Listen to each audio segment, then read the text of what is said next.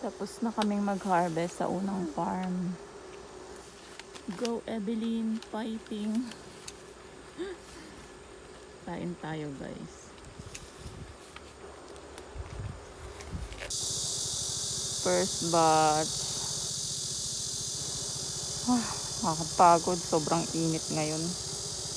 Continuation, day 2. Harvest ulit kami ng mga apples. Good morning guys. Good morning, guys.